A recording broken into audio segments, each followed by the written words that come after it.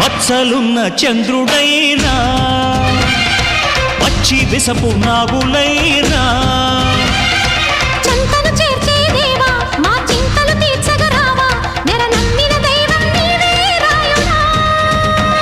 ముక్కోటి వేల్పులలోన ముక్కోపి నువ్వే అయినా ఎలుగెత్తి పిలవంగానే పలికేర ఇంకెవరైనా మా తల్లి తండ్రి దైవం నీవే